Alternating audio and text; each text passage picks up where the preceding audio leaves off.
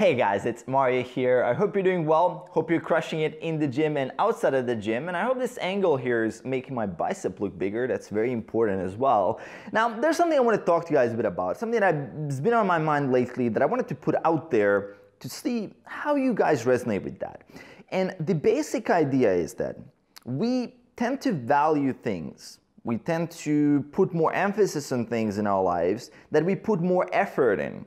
It's kind of that thing that we see with a lot of people, right? If you work hard at a job and if you get a couple of promotions, it is much harder for you to leave that position. In economics, we can see, let's say someone sticks with a certain brand, let's say someone is an Apple guy or an Apple girl or an Android person, they would stick with that much more. Now, what I was thinking, well, wouldn't that translate to how much effort we're putting in ourselves, in our life? In general, right? As someone who is into self-improvement, I mean, I read personal development all the time. I try to improve myself. I try to become the best human being that I can be.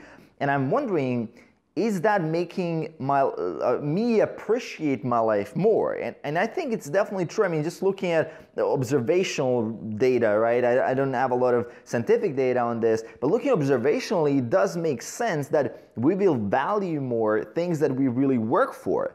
And if we work on our lives and make our lives better, we're gonna value that a lot more. So we're more likely to find meaning in that. And now, just thinking about this idea, I went online, I went to do a little bit of research. This is something I always do when I have this idea pop up, and some idea like this, and some Googling, and I actually found this very cool psychological effect called the IKEA Effect.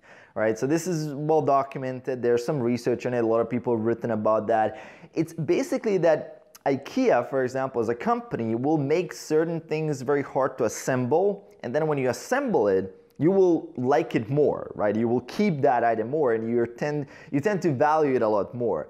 And it does kind of make sense, right? Because you put in work into it, you've invested yourself into it. Now that item that you got from IKEA that was probably cheap, you will value it as well. You will think that it has a higher kind of perceived value compared to the price itself, which is probably low. I mean, IKEA furniture isn't the most expensive one.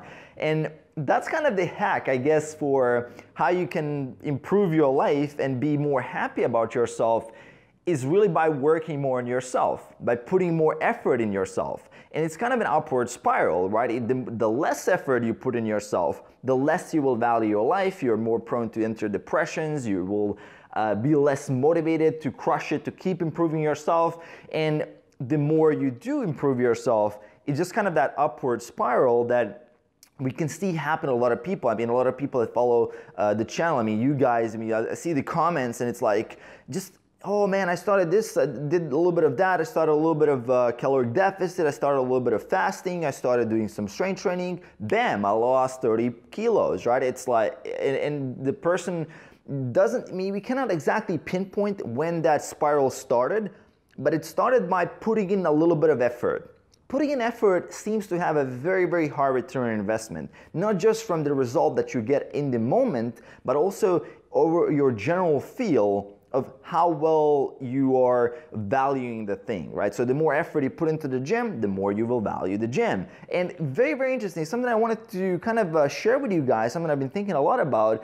It almost feels like even by creating certain barriers, and once we go through those barriers, even if those barriers aren't really necessary, I mean, IKEA can just probably design furniture that would be much easier to assemble, but just the fact that that barrier is there, when people break through the barrier, they seem to appreciate it a lot more. And we would appreciate our life much more when we read, let's say, hard books, when we do hard things, when we exit the comfort zone, when we do things like stretching ourselves in let's say, just talking to new people, or doing cold showers, or going to the gym, doing hard workouts, things that are pushing us outside of our comfort zone seems to add more and more of that appreciation, more gratitude. And we can see this with people who've, let's say, gone through very, very hard things in their life, like going through very, very hard scenarios.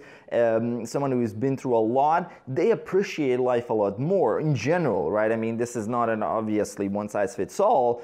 It seems to correlate pretty well. So that's something I wanted to share with you guys, just to give a little bit of thought. It's something that I want to get out of here, and let me know how you resonate with this in the comments below. What do you think about the whole IKEA effect? And just let me know in the comments below. Aside from that, make sure to hit that like button below to support the channel. Check out that Instagram link that I'm going to leave in the description below if you're interested in stories and the behind the scenes of what's happening in my life, what am I currently reading, workouts and all that kind of stuff. I tend to post much more on Instagram than on YouTube lately because I find that very easy to use with my phone. I can just share a lot of what's happening in my life, my meals, nutrition, quick tips here or there, travel and all that kind of stuff. So definitely check out that Instagram link down there. Make sure to subscribe if you haven't already, if you're watching this and you haven't, and I will see you in the next video. Peace.